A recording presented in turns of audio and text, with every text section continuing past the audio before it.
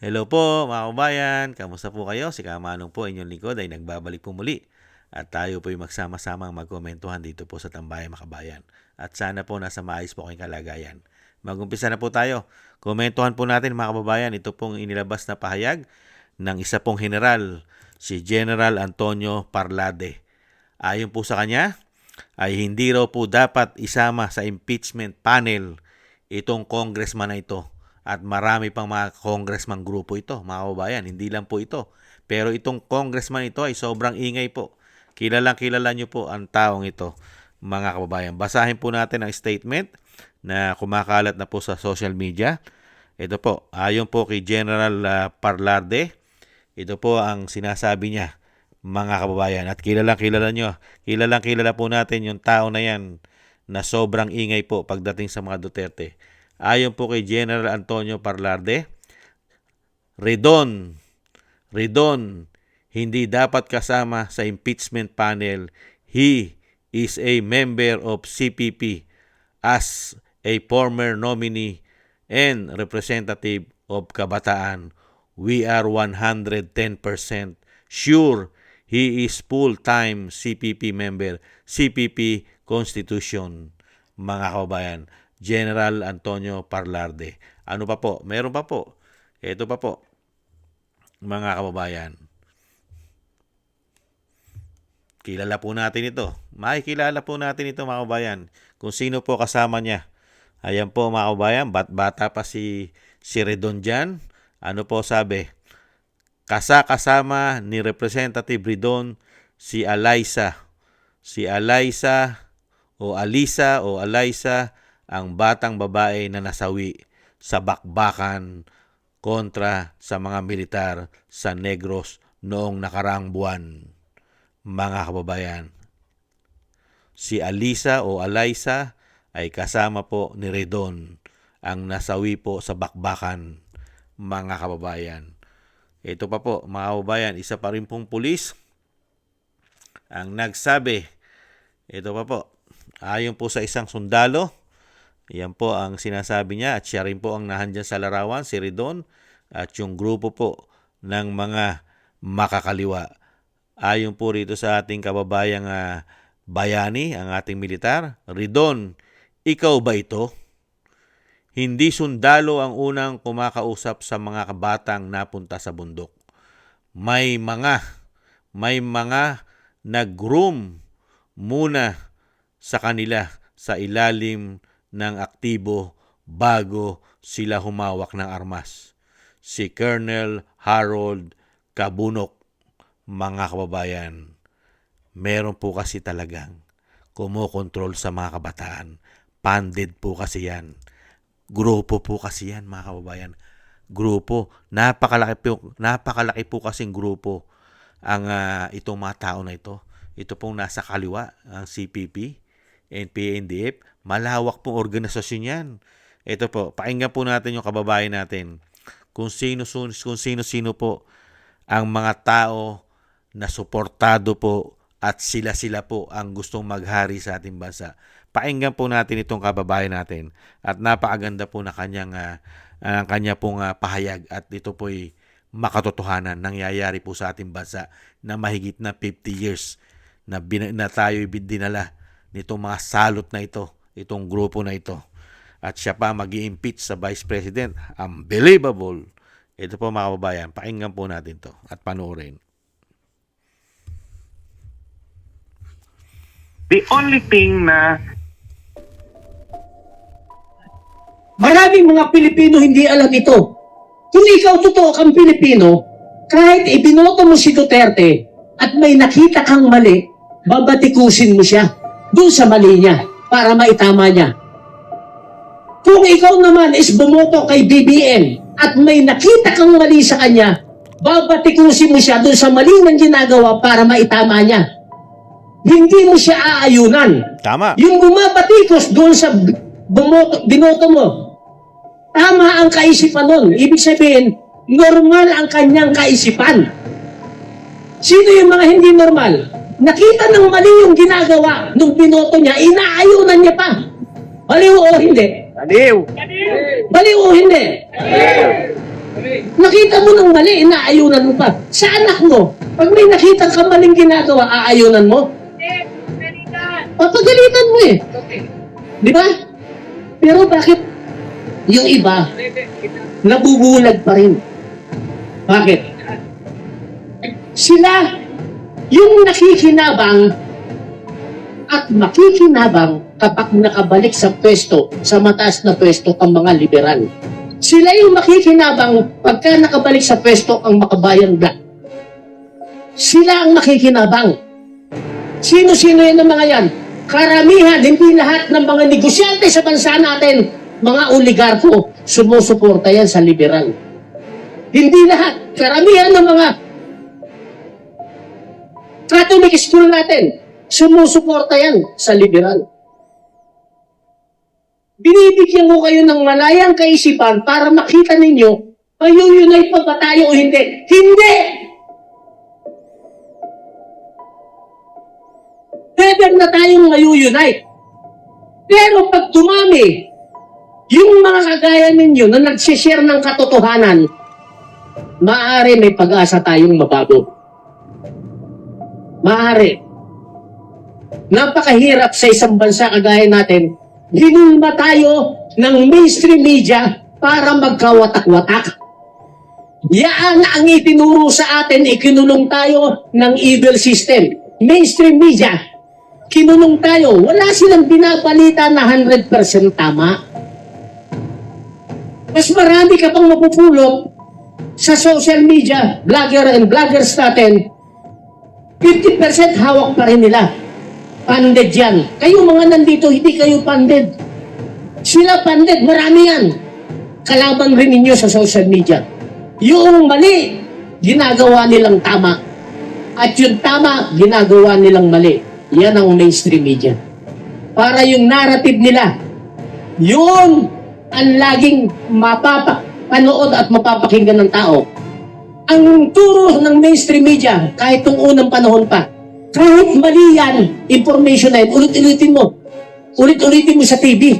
Kahit mali yan, ulit-ulitin mo. Ulit-ulitin mo. Araw-araw, buwan, taon, ulit-ulitin mo. Yung mali, pag inulit-ulit na nababasa at napapakinggan ng tao, nagiging totoo na sa ating paningin at sa ating pandinig. Gusto niyo yung sample? Gusto niyo yung sample?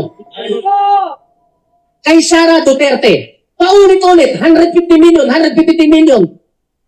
Winaldas niya, paulit-ulit, ilang taon na, 2 taon, 150 million, 150 million, yung confidential fund, paulit-ulit. So kahit mali siya, nananatili sa isip ng mga tao nakatanim na target na to si Sara talaga, kurakot eh. Kasi inulit-ulit. Pero ang nagsabi na COA, walang problema dun sa 150 million. O hindi ko kinakampihan si Sara, base yan sa katotohanan. Pero bakit pa nila inuulit-ulit? Kung iimbestigahan si Sara ng 150 million, lahat naman ng mga politiko kahit mayor, congressman, governor, Dahil sa mga politikong senador, walang pakialam sa problema lahat may confidential fund Hindi dapat lahat yan imbestigahan Tama? Pero bakit walang nag-uulit-ulit sa mainstream media na dapat lahat sila imbestigahan, dapat lahat sila imbestigahan, dapat lahat sila imbestigahan? Kasabot! Kasi kasabot sila. Nakukuha nyo na. Yes! I-share nyo para hindi kayo nabubula. Yan po mga kababayan, totoo po yun sinasabi ng ating kababayan. Talagang matindi po ang nangyayari sa ating bansa. Lalo-lalo po itong sinasabi ni General Parlarde, itong grupo po ni Redon. Yan po ang grupo ni Redon. Di umano, mga kababayan. Kaya nga po nagtataka isang general, bakit po itong tao na ito ay 110% ay grupo po ito at sumusuporta sa CPP, NPA, NDF. Ito pong si Redon. Pero siya po ay kasama sa impeachment panel, mga kababayan. At hindi lang naman po siya, marami pa pong kasama yan. Nandiyan pa po sila, di ba? Yung sinasabi po, di umano sila joke, no? Dilima. Diba? Yung grupo ng Makabayan Black, nandiyan pa rin sila lahat. Sila Tinyo, nandiyan pa rin ang grupo na yan. At matindi po kasi ang backup niyan. ayon po sa ating kababayan, matindi po ang backup nila. Matindi ang suporta nila dahil napakatindi, funded. At talagang yung grupo, solid, maraming pera. Bumabaha ang pera sa kanila. At syempre itong mga congressman na ito, katulad ni Ridon, ay kumukuha pa rin po ng pera sa gobyerno, sa ating buwis. Ang kanilang mga grupo, kumpleto, nahandyan na po ang suporta daw nila sa oligarkiya. Nahandyan pa ang suporta ng galing sa ating buwis. Nahandyan pa ang simbahan. Tapos nahandyan pa ang suporta ng mainstream media sa kanila. Di po ba? Kaya nga po ang nangyayari, paulit-ulit po nilang ginagawa. Tama yung sinasabi ng kababayan natin eh. Ang ginagawa po, katulad ni Ridon at ng Kongreso, pinauulit-ulit po nila at kasama po ang mainstream media. Paulit-ulit na sinasabi na mali, magnanakaw, kurap, mali ang paghawak ng confidential fund. Nagnakaw. Ito, magnanakaw. Ulit-ulit yan. Mahigit 3 taon na o 2 taon na mahigit. Binibira nila ang pamilya Duterte. Hindi po ba? Paulit-ulit. Kaya nga kung hindi ka nag-iisip, paniniwalaan mo sila kung mababaw kang mag-isip. At syempre, karamihan dyan, funded. Hindi po ba? Magkakaisa sila. Grupo, liberal, dilaw, pink, makabayang black. Nandiyan para ang simbahan na gusto nilang makabalik at maghari muli sa ating bansa. Kaya nga, nagpapasalamat po tayo sa isang general at binubunyag po ng isang general na si General Antonio Parlarde ang tunay na kulay, tunay na pagkatao ni Ridon, mga kababayan, at marami pang grupo yan. Kaya nga po ayaw na ayaw nilang makabalik sa kapangyarihan ang isang Duterte dahil kilalang kilala na silang lahat. Kaya nga po, minamadali nilang matanggal ang isang Vice President Sara Duterte gamit ang impeachment. Dahil hindi lang po ang pagiging makakaliwa nila ang alam ng Vice President at alam na alam din po ng Vice President kung sino po at gaano po sila katalamak sa pagnanakaw din di umano sa pera ng taong bayan. Hindi po ba? Yan po mga kababayan, ang ating pong general na talagang tinuliksa si Ridon 110%. 110% makakaliwa, mga kababayan. Ayon po kay General Parlarde. At syempre po ang ating kababayan na nagbunyag at nagpahayag ng Real Talk dito po sa samahan, grupo nila na talaga ubod po ng sama at katalamak at kaswapang at kagahaman sa kapangyarihan at pera ng taong bayan. Gustong maghari sa ating bansa ang mga tao na yan. Maraming salamat po sa nagusto po natin tambayan mga kabayan sa YouTube at TikTok. At ganoon din po sa ating mga subscribers at patuloy po yung nagsusubscribe.